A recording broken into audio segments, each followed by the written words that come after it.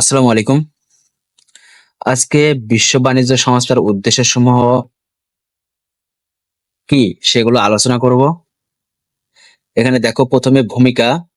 বিশ্ব বাণিজ্য সংস্থা তার প্রতিষ্ঠানকালীন সময় থেকে বিশ্ব বাণিজ্যের তাৎপর্যপূর্ণ ভূমিকা পালন করে।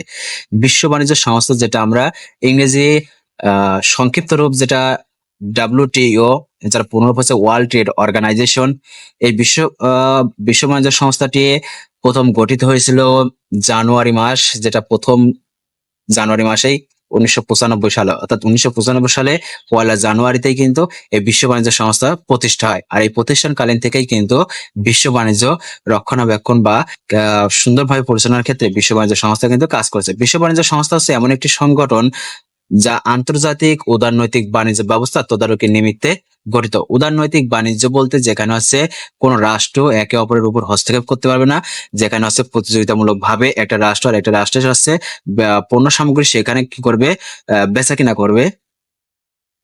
প্রতিটি রাজস্ব প্রতিটি জাতীয় নিজস্ব বাণিজ্য নীতি অনুযায়ী যার যার সাথে সংযোগ স্থাপনের জন্য বিশ্ব বাণিজ্য সংস্থা কাজ করে যাচ্ছে। অর্থাৎ যেটা পররাষ্ট্র নীতির মাধ্যমে একটা দেশ অন্য দেশের সাথে কি করতেছে, ব্যবসা বাণিজ্যের ক্ষেত্রে তারা হচ্ছে কূটনৈতিক সম্পর্ক গড়ে উঠছে। বিশ্ব বাণিজ্য সংস্থা বৈশ্বিক অর্থনীতির কেন্দ্র ভান্ডারে পরিণত হয়েছে। বৈশ্বিক অর্থনীতি বলতে এখানে বিশ্বের সমস্ত দেশের বা রাষ্ট্রের অর্থনীতি ব্যবস্থাকে কিন্তু বোঝাচ্ছে। বিধায় তখন থেকে কোনো বিষয়ের উপর গবেষণা বৈশ্বিক বাণিজ্য চিত্র তুলে ধরতে পারছে, যা বিশ্ব বাণিজ্য সংস্থার উদ্দেশ্যের সাথে সম্পর্কযুক্ত। এরপরে দেখো, উদ্দেশ্যের মধ্যে রয়েছে বিশ্ব বাণিজ্য সংস্থার মূল উদ্দেশ্য হচ্ছে বাণিজ্য বিষয়ক যাবতীয় কার্যাবলী পর্যবেক্ষণ, পর্যালোচনা ও বিশ্বব্যাপী সংস্থা যে কোনো বিষয়ে সিদ্ধান্ত গ্রহণের ক্ষমতা।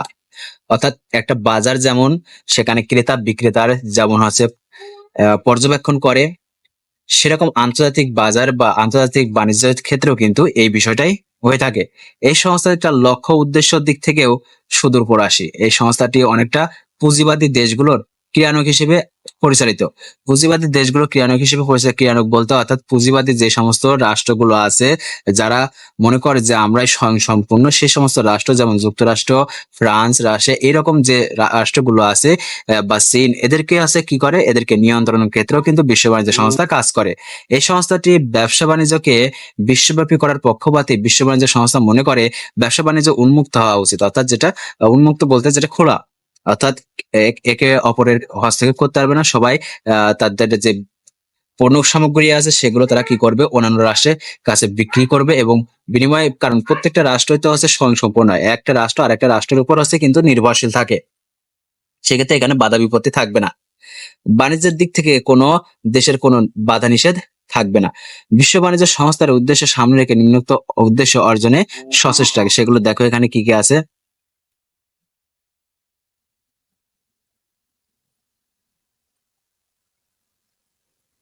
এখানে বলতেছে যে বর্তমান বিশ্ব ব্যবস্থা খুবই প্রতিযোগিতামূলক।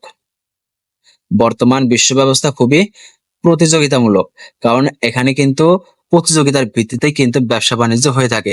কারণ যেমন দেখো, বাংলাদেশ কিন্তু পোশাক শিল্প রপ্তানির ক্ষেত্রে কিন্তু অনেক এগিয়ে। এক্ষেত্রে কিন্তু তাদেরকে প্রতিযোগিতা করতে হয়, তাদের হচ্ছে পণ্যের গুণগত মান ঠিক রাখতে হয়।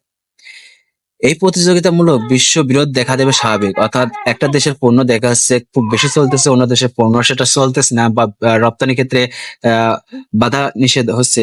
এক্ষেত্রে কিন্তু দেখা যাচ্ছে কি হয়, সে সমস্ত দেশের সাথে কি হয়, বিরোধ দেখা দেয়।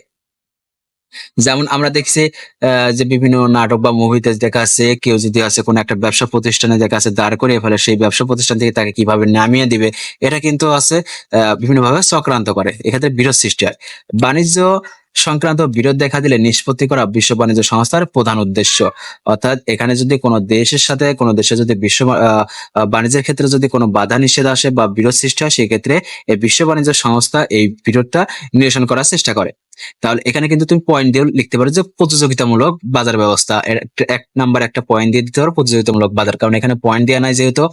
তারপরে দেখো বর্তমান বিশ্ব পরস্পর নির্ভরশীল। এখানে বিশ্ব নির্ভরশীল পরস্পর, এটাও দিতে পারো 2 নম্বর পয়েন্ট। এই নির্ভরশীলতার কারণে কোনো রাষ্ট্র চাইলেও নিজেকে দূরিয়ে সরিয়ে রাখতে পারে না। কারণ দেখা যাচ্ছে কোনো দেশ দেখেছে তেলের দিক থেকে এগিয়ে আছে, কোনো দেশ আছে খাদ্যের দিক থেকে এগিয়ে আছে। এই ক্ষেত্রে দেখা যাচ্ছে প্রত্যেকটা দেশ কিন্তু একটা আরেকটা দেশের সাথে কি নির্ভরশীল। তাই আন্তর্জাতিক নিয়ম নীতির মাধ্যমে এই সম্পর্ক হওয়া উচিত। আন্তর্জাতিক বাণিজ্যের সুনির্দিষ্ট নীতিমালা প্রণয়ন হচ্ছে বিশ্ব বাণিজ্য সংস্থার প্রধান উদ্দেশ্য। অর্থাৎ যেমন একটা রাষ্ট্র পরিচালনা করার ক্ষেত্রে যেমন আইন বাধা দেওয়া আছে, তেমনি বিশ্ব বাণিজ্যের ক্ষেত্রেও কিন্তু বিশ্ব বাণিজ্য সংস্থায় কিন্তু একটা আইন বাধা দিয়েছে, অর্থাৎ আইন প্রণয়ন করে দিয়েছে।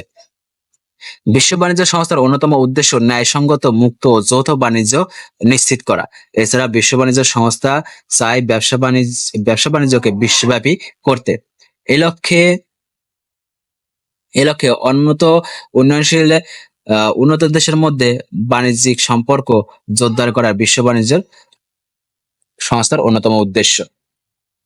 অর্থাৎ এই মুক্ত বা যৌথ বাণিজ্য নিশ্চিতির মাধ্যমে উন্নয়নশীল এবং উন্নত দেশের সাথে, প্রত্যেকটা দেশের সাথে কি হবে, বাণিজ্যিক সম্পর্ক গড়ে উঠবে, সেটাই হচ্ছে বিশ্ব বাণিজ্য সংস্থার অন্যতম উদ্দেশ্য।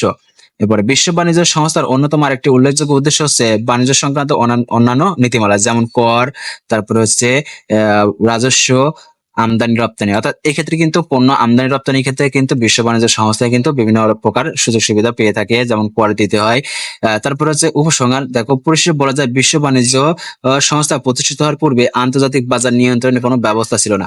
কারণ বিশ্ব বাণিজ্য সংস্থা যেটা গড়ে ওঠে 1995 সালে জানুয়ারির 1 তারিখে, কিন্তু তার আগে যে বিশ্ব বাণিজ্য ক্ষেত্রে দেখা যাচ্ছে পণ্য আমদানি রপ্তানি করা হতো, এই ক্ষেত্রে কিন্তু দেখা যাচ্ছে বাজার নিয়ন্ত্রণের ক্ষেত্রে খুবই সমস্যা সৃষ্টি হতো।